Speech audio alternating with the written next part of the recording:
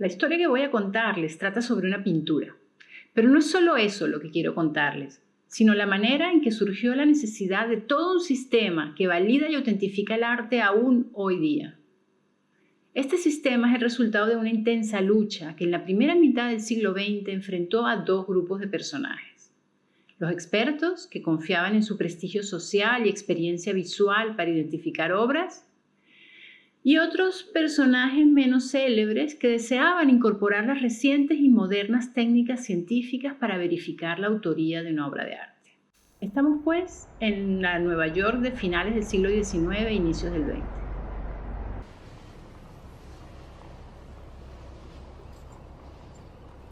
El desarrollo industrial y tecnológico de los Estados Unidos genera el más rápido crecimiento que economía capitalista alguna del mundo hubiera logrado. Un verdadero milagro económico en el que aparecen y se multiplican enormes fortunas. De la mano de este esplendor, y en cierta forma por su causa, se está produciendo un efecto devastador en la economía europea. Por un lado, Estados Unidos comienza a autoabastecerse y por ello las exportaciones de Europa comienzan a bajar. Las rentas agrarias de los terratenientes europeos colapsan y muchos aristócratas británicos, franceses, italianos se ven obligados a deshacerse de su patrimonio, en especial el artístico. Entre 1880 y 1929, una enorme cantidad de bienes culturales de todo tipo se embarcan de Europa a Estados Unidos. Por primera vez, las obras de arte se movilizaban masivamente, no como botín de guerra, sino a causa de la invisible mano del mercado. Alentado por esta nueva riqueza, en Norteamérica el consumismo deviene forma de vida y el deseo de adquirir bienes de lujo se extiende a las artes, especialmente a las visuales a causa de su precio. La posesión y exhibición de arte y de cultura se convierten en tema de competitividad social, de aceptación, de rechazo, en resumen, de estatus. Los nuevos ricos valoraban la rareza, la historia y en especial el pasado europeo de los objetos que coleccionaban. Los primeros coleccionistas preferían pintura académica realista, luego paisajes decorativos, y poco a poco fueron siendo guiados hacia los grandes maestros. Las obras de los llamados Old Masters, Rembrandt, Tiziano, Rafael, Leonardo, eran objetos perfectos para alcanzar ese objetivo de conectar riqueza, buen gusto y estatus social. Emergía así una nueva clase, los ricos coleccionistas de arte cuyos nombres aún perviven. Con este aumento de la demanda de pintura europea de parte de los coleccionistas norteamericanos, los precios de los Old Masters comenzaron a subir y con ello los copistas y los falsificadores se multiplicaron. Apareció entonces la ansiedad y el miedo a sentirse estafado. Por prudencia, las adquisiciones de obras se limitaron a unos pocos proveedores de altísima reputación. Seligman, Sedlmeyer en París, Agnews, Colnaghi y Suleys en Londres y Knoedler en Nueva York. Para estos prestigiosos marchantes, la llegada de los nuevos coleccionistas americanos significó un aumento exponencial de ganancias, pero también transformó la relación que solían tener con sus clientes. Duveen Brothers fue una de las firmas dominantes durante 5 décadas del mercado del arte norteamericano. Fundada por Joseph y Henry Duveen a finales del siglo XIX con sede en Nueva York, París y Londres, su negocio consistía en comprar grandes colecciones europeas íntegras y fragmentarlas vendiendo las mejores piezas a sus grandes clientes, obteniendo así enormes beneficios. Para ello mantenían muy buenas relaciones con banqueros que aprovechaban para facilitar préstamos a posibles compradores. En otras palabras, Duveen era un tiburón en el negocio del arte y parte de su prestigio estaba en la confianza que ofrecía a través de sus asesores, ni más ni menos que Bibi, Bernard Berenson y Wilhelm Bode, célebres conocedores europeos. Veamos qué sucedió. En 1919, una joven pareja, Harry y André Hahn, recibieron como regalo de bodas una pintura de Leonardo da Vinci, La Belle Ferronnière, acompañada de un certificado de autenticidad firmado por un experto francés. En otras palabras, el regalo sería la versión original que pondría en entredicho la otra versión original que se conservaba en el Louvre. La pareja Hahn no era coleccionista, eran más bien ajenos al mundo del arte y a su compra-venta.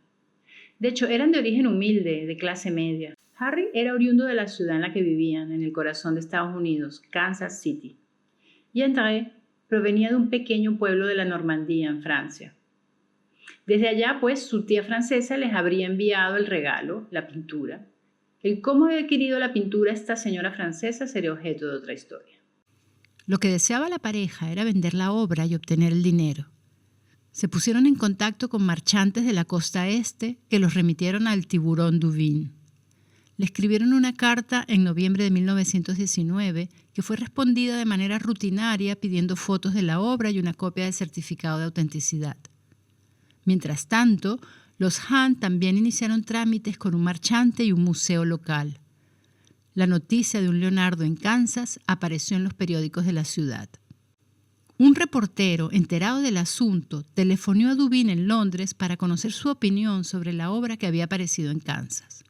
Este, que valoraba la publicidad y el lucimiento que le daba la prensa y no había visto siquiera la obra, respondió imprudentemente diciendo que la verdadera y original se encontraba en el Louvre y que debía tratarse de una copia o falsificación y que nadie que pensara otra cosa podía llamarse experto en arte. Esta respuesta, es decir, la condena de una obra sin haberla visto, dio inicio al que sería uno de los más famosos juicios sobre arte del siglo XX y una batalla atributiva que duraría casi hasta nuestros días. La entrevista a Duvin se publicó meses después y con ello se paralizó la venta de la obra que se había tasado en Kansas por $220,000. Un año después, en noviembre de 1921, los Hahn demandaban a Duvin por difamación, exigiendo una compensación de $500,000. Comenzó así un show extraordinariamente mediático a causa del interés que la sociedad norteamericana tenía en ese momento en el tema. La joven pareja buscó la ayuda de John Harding, un prominente abogado de Kansas que inició la correspondencia con los abogados de Duvin. Le pidieron que rectificara, pero este continuó afirmando que esa obra era una copia y de paso comentó indiscretamente que incluso la obra del Louvre no estaba del todo confirmada que viniera de la mano de Leonardo. El abogado Harding persuadió a la prensa de Nueva York de publicar la versión de la historia de los Hahn, dulcificándola y convirtiéndola en una lucha heroica. Se llegó a decir que esta obra podía haber sido en el pasado la obra original de Leonardo, pero que en algún momento durante la Revolución Francesa habría sido reemplazada por una copia. Los titulares también se preguntaban acerca de la capacidad de la ciencia para determinar la respuesta a este enigma.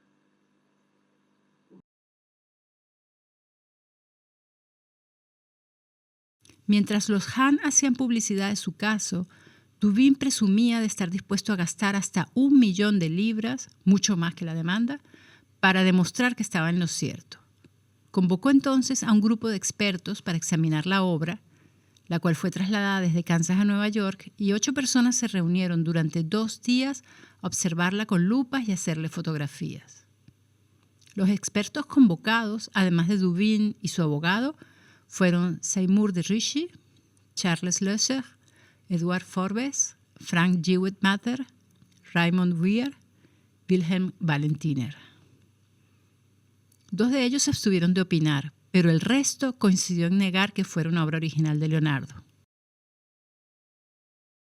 Aunque aquel era un grupo de especialistas solvente, cuya opinión contaba en el mercado del arte, Duvin sabía que estos no eran los mejores.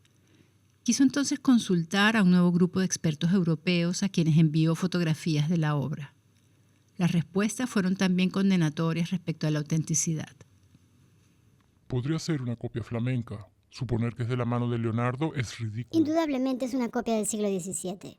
La técnica es tardía y también las craqueladuras. Sin duda es una copia. No es italiana ni contemporánea de Leonardo. Es difícil entender cómo puede haber duda. Esta fotografía reúne suficiente evidencia para convencer a cualquier crítico que la pintura que reproduce no es del maestro. Las proporciones han cambiado, el claroscuro es erróneo, también el dibujo de los contornos y los reflejos. Obviamente es una copia de la del Louvre.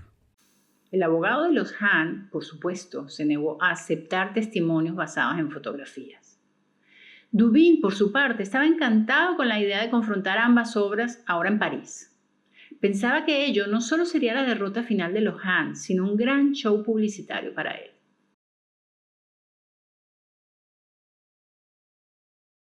Las autoridades del Louvre, en principio, rechazaron de plano la idea, horrorizadas ante el escándalo mediático. Duveen presionó a través del embajador americano en París y consiguió que el museo aceptara con la condición de que todo se realizara discretamente. El sábado 15 de septiembre de 1923, el grupo de expertos se encuentra en las afueras del Louvre a las 8 de la mañana frente a una multitud de periodistas que dan cobertura al encuentro. Prensa americana, francesa e inglesa. La declaración de los expertos fue recogida en el Consulado de Estados Unidos en París para que pudiera ser usado como testimonio legal en el juicio. Y allí respondieron a las preguntas de los abogados de ambas partes.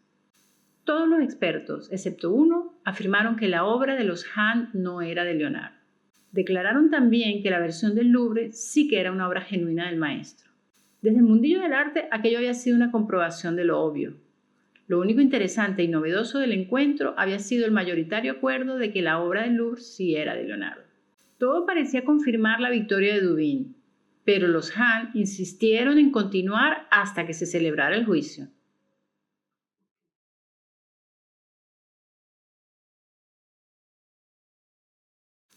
El método formalizado a finales del XIX por el médico italiano Giovanni Morelli para autentificar obras de arte consistía básicamente en la detección de algunos rasgos formales, de algunas particularidades propias de la mano de cada artista, como indicios de la autoría de la obra. Morelli partía de la idea de que así como cada persona tiene una caligrafía propia, cada pintor tiene algunos detalles propios que suelen evidenciarse en partes más bien intrascendentes de la pintura, como la forma de las orejas o de las manos. Antes de Morelli, las metodologías de los historiadores del arte académicos se basaban en documentos, biografías, contextos sociales o en el significado de las obras. Pero el médico Morelli aspiraba a una observación directa y a la clasificación sistemática, tal como hacían las ciencias naturales, como la botánica o la medicina.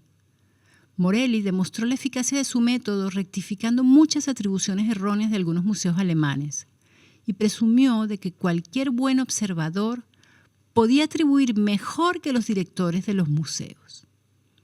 Eso le ganó la antipatía de algunos historiadores, que ridiculizaron su método llamándole la escuela de la oreja y la uña del pie.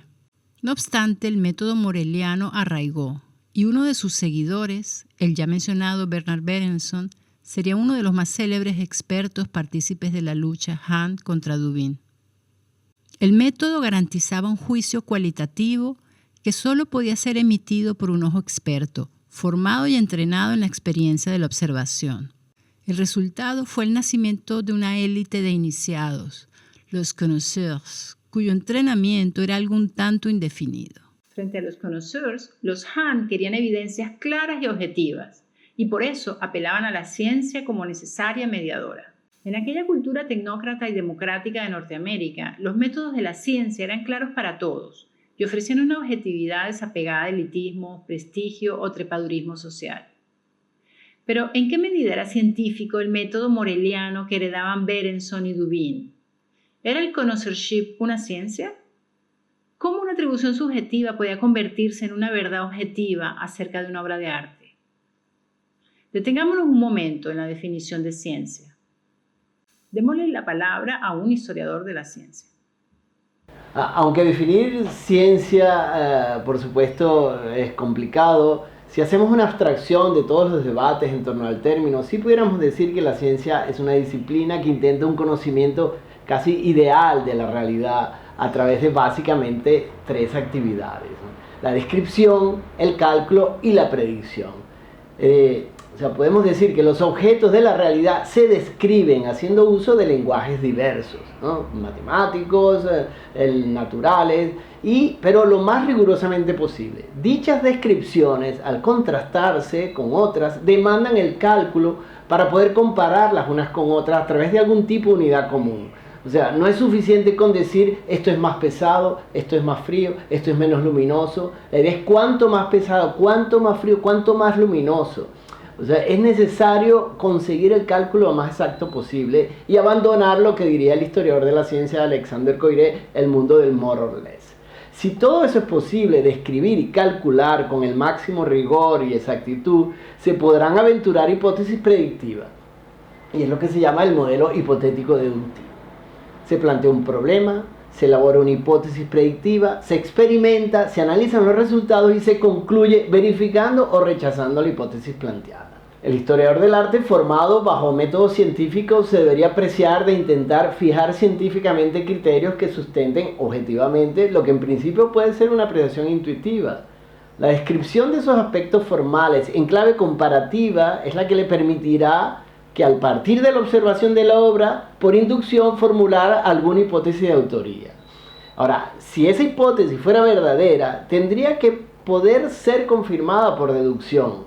Es decir, todo intento de determinar las cualidades de una obra de arte es en primera instancia una hipótesis. La verificación de la hipótesis formulada es lo que diferencia la actitud científica de la simple creencia, opinión o conjetura.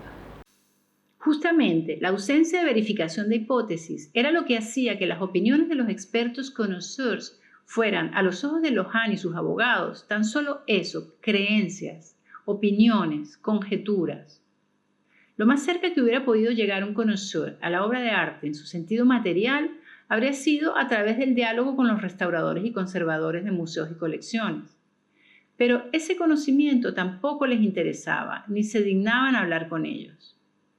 Lo que de verdad se enfrentaba en aquel juicio era la autoritas, el prestigio, la experiencia personal y la intuición subjetiva de un individuo y una élite frente a la necesidad de la objetividad científica en la historia del arte. El sistema estaba naciendo.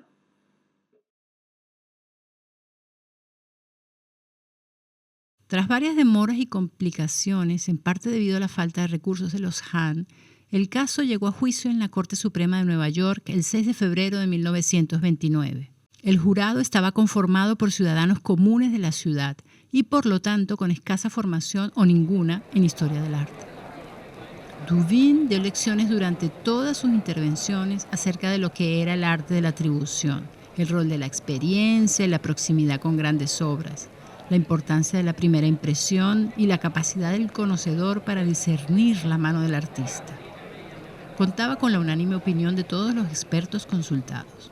Pero la defensa de los Han centró su estrategia en sembrar la duda sobre la competencia de dichos expertos, dado que insistían en negar el valor de las evidencias científicas que describían las propiedades físicas de la pintura. En sus testimonios revelaban la ignorancia y desdén de la cualidad matérica de la obra, pigmentos, soportes e imprimaciones, datos obtenidos a través de radiografías y análisis físicos y químicos. La transcripción del testimonio de Berenson es muy revelador de lo que era la actitud general de estos expertos. ¿Sabe usted con qué aceite mezclaba Leonardo sus pigmentos?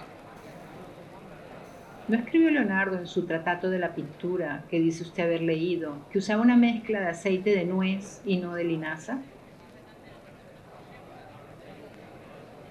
¿Me puede usted decir la diferencia entre una pintura realizada con aceite de nuez y una realizada con aceite de linaza?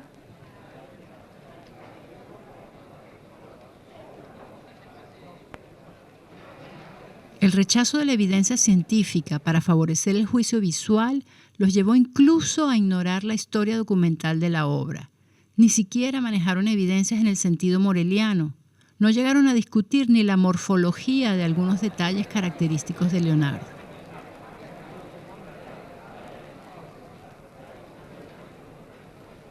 Es un sexto sentido. Es importante haber acumulado experiencia para que tu espíritu actúe casi inconscientemente. Con solo ver el cuadro, la impresión que se produjo en mi mente es que no era Leonardo. Finalmente, pese a la considerable duda acerca de la autenticidad de la obra de los Han, 9 miembros del jurado se pronunciaron a favor de la pareja y solo 3 a favor de Duveen. Al no haber unanimidad y cansado ante la posibilidad de un nuevo juicio, Duveen prefirió llegar a un acuerdo extrajudicial. Su difamación se canceló entregando a los Han $60,000 más gastos. Este es el fin de la historia.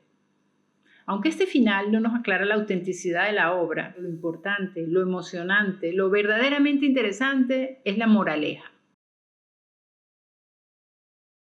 Los llamados connoisseurs, los expertos, tuvieron que enfrentarse a la necesidad de una investigación más objetiva, más científica, más técnica. Hablamos del nacimiento de un nuevo tipo de expertizaje, en el que la agudeza visual y la experiencia histórico-artística trabajan, sí, pero en conjunto con los hallazgos del investigador científico y técnico y en diálogo con el trabajo del restaurador y conservador.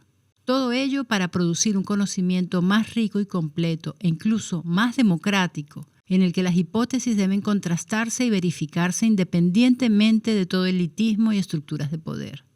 El sistema había nacido, y con ello la evolución de la instrumentación analítica, la digitalización de archivos y otras fuentes, la explosión de la literatura especializada de los grupos de investigación y en general la creciente investigación y profundización en los patrimonios artísticos y culturales de las naciones, junto al conocimiento expansivo de los profesionales del arte y de su intercambio colaborativo. Todo esto ha dado como resultado lo que los anglosajones llaman la Technical Art History y los italianos denominan diagnóstica artística y en España denominamos como historia científico-técnica. Una historia del arte como un sistema que se soporta en un trípode. Científicos y técnicos, restauradores y conservadores patrimoniales e historiadores del arte. La historia de la Belle Ferronnière y del juicio Hahn contra Duveen es una historia curiosa e interesante, sin duda. Pero el nacimiento de este sistema, de esta historia del arte científica y técnica, lo es aún más. Esa era la verdadera historia que quería contarles.